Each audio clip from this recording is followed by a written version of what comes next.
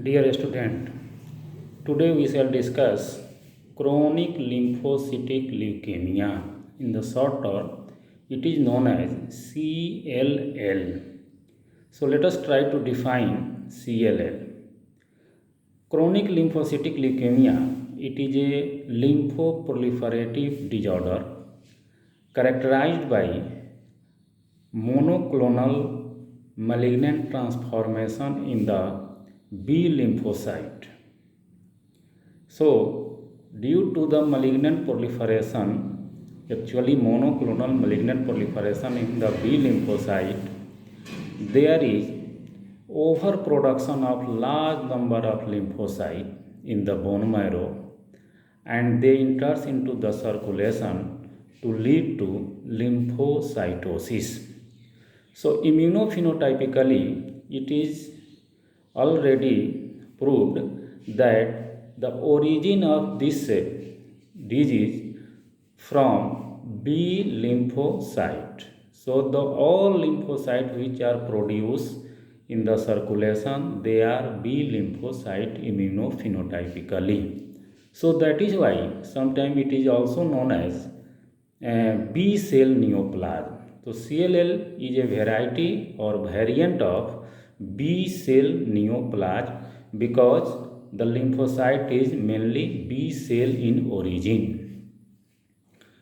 Next important fact about the CLL is that when there are large number of lymphocytes are produced, these lymphocytes, malignant transformed B lymphocyte actually, they are immuno-incompetent, meaning by they poorly respond to the any antigenic stimulation. Although their numbers are very high, but they are immunologically incompetent. Under the antigenic stimulation, the antibody production, immunoglobulin production is very much inadequate. So, the patient is very much prone to various type of infection. Next important fact that these lymphocytes are actually mature lymphocyte. Morphologically, it is a small lymphocytes. These lymphocytes from the circulation infiltrated through the various organ, especially the lymph node is very commonly affected. The superficial group of the lymph node is very much commonly affected, and actually in 80 to 90% of the cases of CLL, the lymph node is usually enlargement of the lymph node is the usual common presentation. The lymph node which are affected is discrete, it is non-tender, it is painless, and it is symmetrical in distribution. So, this type of presentation is seen in case of CLL, and it also causes enlargement of liver and spleen. So, there is splenomegaly, there is hepatomegaly due to the infiltration of this proliferated large number of lymphocytes in the bone marrow that introduce into the circulation. Next, when this lymphocyte enters into the bone marrow undergo suppression or even failure. So your patient may develop anemia, neutropenia, thrombocytopenia, and that may lead to the different type of manifestation. So in this way, the disease is going to develop, and then different type of manifestation is seen. So the most important fact regarding the CLL is that there is monoclonal malignant transformation in the B lymphocytes of the lymphoid series in the bone marrow. Next important fact that the origin occurs in the B lymphocytes, but why this is going to happen, the exact etiology is still unknown, but it has been again explained on the basis of cytogenetic study, and that shows that in some of the cases that are associated with the abnormality in the chromosome, either in the form of deletion like 11, 13, 17 chromosome, or sometimes trisomy in the trisomy abnormality in the chromosome 12. So in this way, it has been seen that there are somewhat association of CLL with cytogenetic abnormality, but it is already unexplained. Etiopathogenesis is still unknown, and the physical agent, the chemical agent, the genetic factor, the environmental factor may play a role as a predisposing factor in case of CLL. So far the course of the disease is concerned, it is very much interesting. Some of the leukemia CLL the onset of the CLL is very much insidious. It progressive. For a long time it remains asymptomatic. But as the disease progresses, it may take different form. In the initial stage, it may be in the stage of leukemic form like a chronic lymphocytic leukemia, but it may be converted into more aggressive form, and the more aggressive form is known as pro-lymphocytic leukemia, in which the pro-lymphocytes are very in large number and they are immature. The second, in the 20% of the cases, it may be associated with autoimmune hemolytic anemia, and that is why sometimes the Coombs test is positive in case of CLL. In 7% of the cases, the CLL may be transferred into a small lymphocytic lymphoma. Because of the involvement of the lymph node, there may be chance of development of a small lymphocytic lymphoma, SLL. So this is the another manifestation or transformed form of the CLL. In the 5% of the cases, it has been seen there is a isolated lymph node transformed into more aggressive large cell lymphoma, in the more aggressive large cell lymphoma, and that is known as Richter syndrome. So Richter syndrome is nothing but it is the systemic manifestation of CLL along with the isolated lymph node enlargement. So this is known as Richter syndrome. So in this way, the CLL can be manifest as in the leukemic form, in the lymphoma form, or sometimes it remains asymptomatic. So the manifestation is very much different. So far the onset is concerned, all of you know that it is onset and progressive in nature. So far the age is concerned, it is very much interesting. The CLL is more commonly seen in the old age, especially near about 70 years of the male are more commonly affected.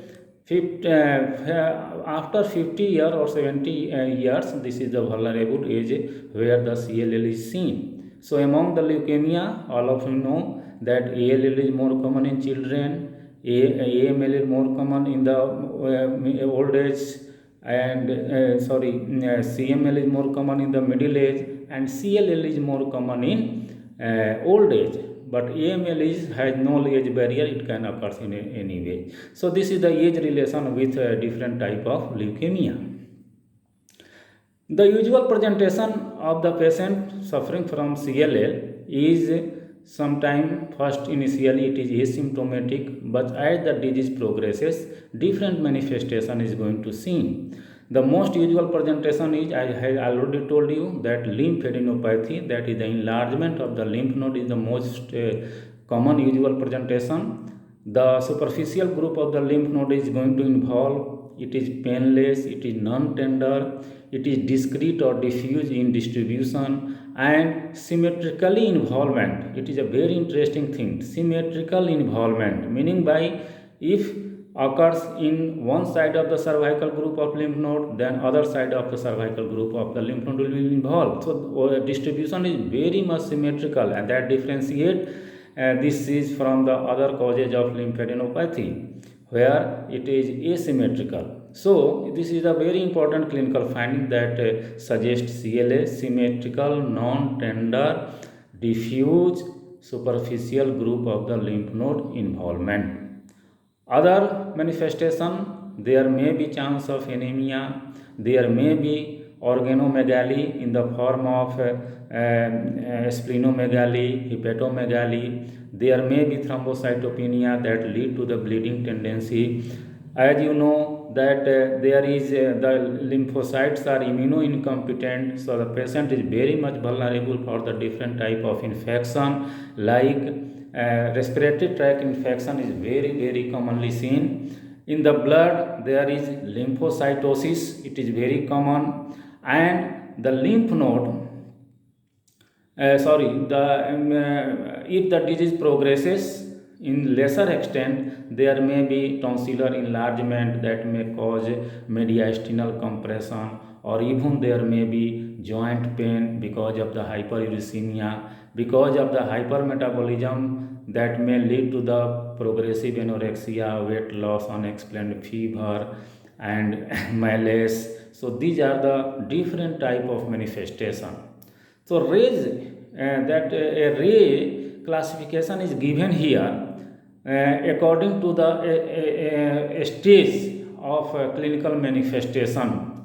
Ray classification is given for staging of clinical manifestation, and it also helpful in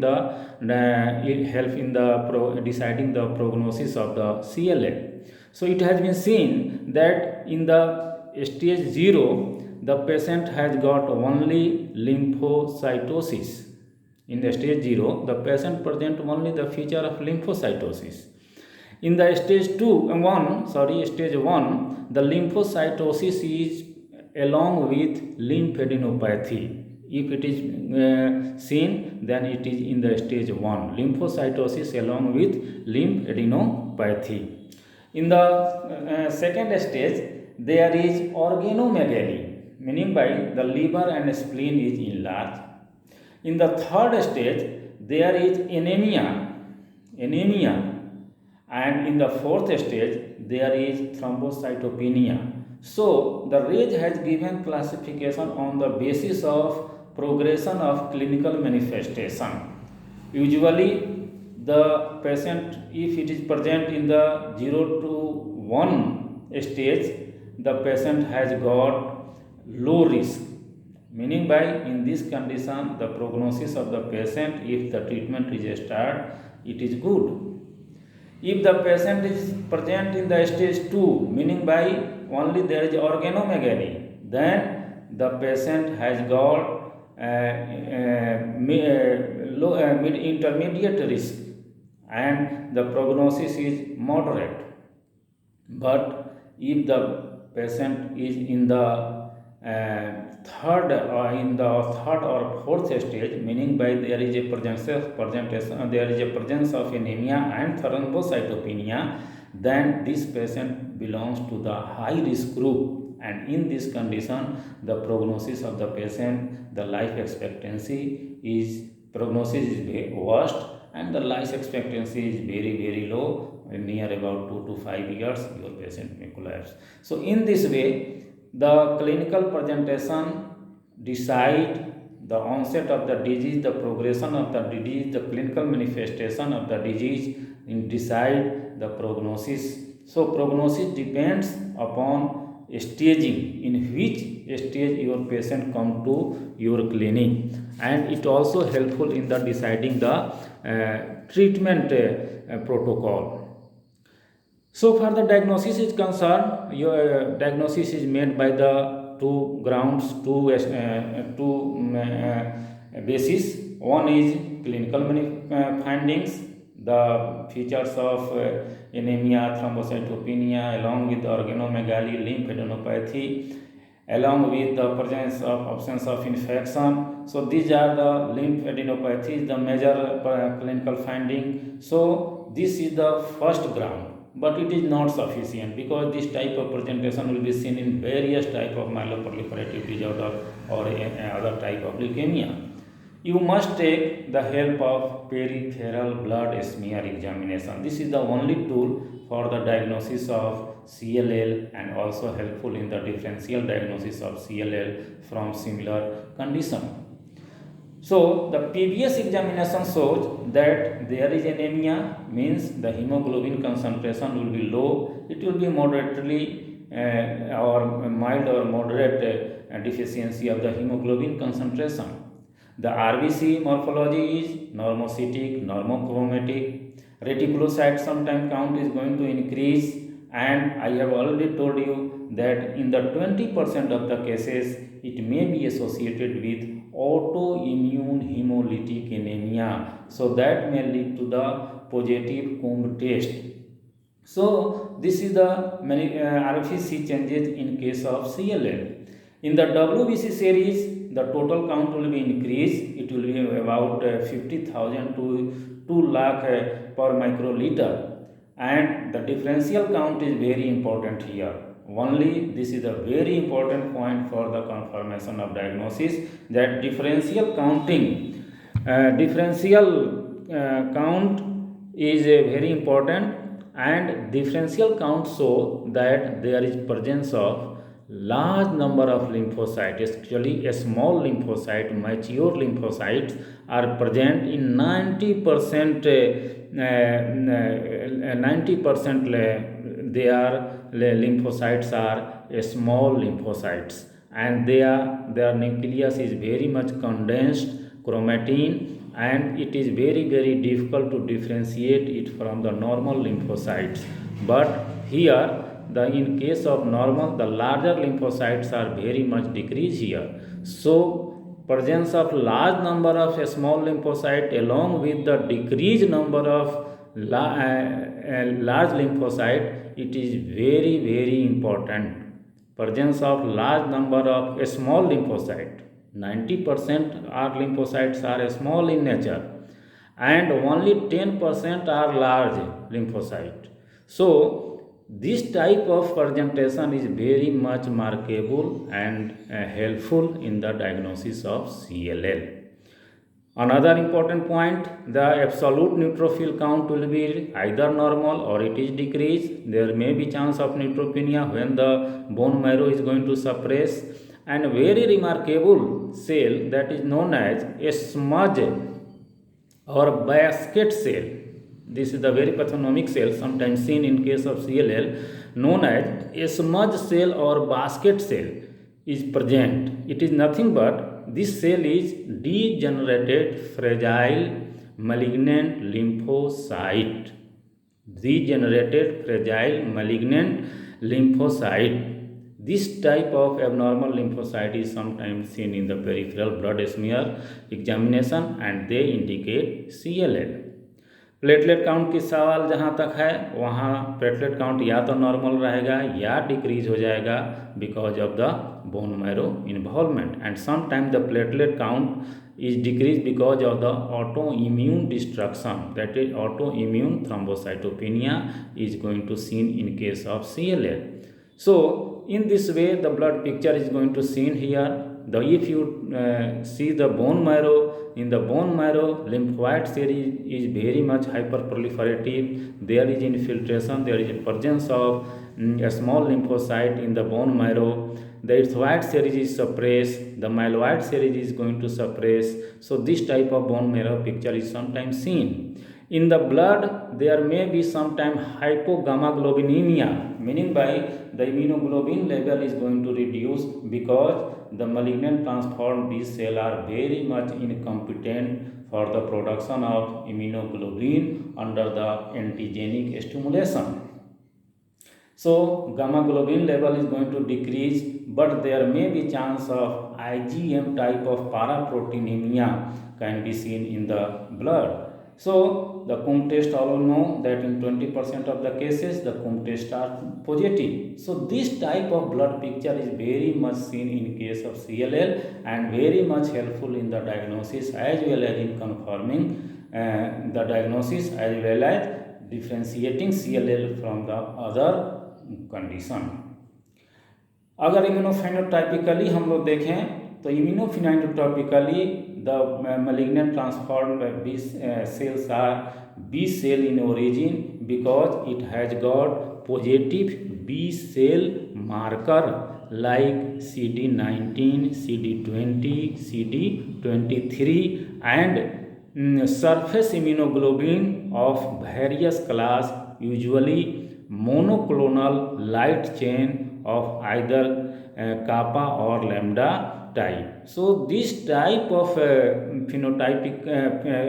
this type of finding phenotypically suggest that this neoplasm, this CLL, is arise from malignant transformation in the B lymphocyte, meaning by the CLL is a B cell neoplasm, B cell origin. There is no involvement of the T cell lymphocyte here. Only the B cells are undergo malignant transformation that lead to the various type of manifestation. So far, the differential diagnosis is concerned. The differential diagnosis is made from lymphocytosis. As you know that the hallmark and pathognomic changes in the CL is lymphocytosis, meaning by the lymphocytes count in the blood are very much increased. About 90% of the cells are lymphocyte, especially a small lymphocyte. So all conditions which lead to the lymphocytosis, they are included in the differential diagnosis of CLA. Like in the some viral infection, there is lymphocytosis. In the pertussis, there is lymphocytosis. So in these two conditions can be differentiated from CLL. In these two conditions, there is fever, there is onset is sudden, but as you know that in the CLL, the onset is very progressive. So this type of clinical presentation can differentiate by the clinical presentation and by the laboratory finding we can differentiate CLL from this viral infection. Sometimes DT is made from hairy cell leukemia, sometimes Waldenstrom paraproteinemia, sometimes mantle lymphoma, sometimes from other similar conditions like AML, like monoclonal B cell neoplasm, like multiple plasmacytosis, multiple myeloma जिसको हम लोग कहते हैं. So plasmacytosis और multiple myeloma. So these are the differential diagnosis of CLL that can be made, and usually it is differentiated, CLL is differentiated from these condition by their clinical finding, by their cytogenic finding, by their immunophenotyping, and by their laboratory findings. By these four tools we easily able to differentiate CLL from other condition, and also we are very much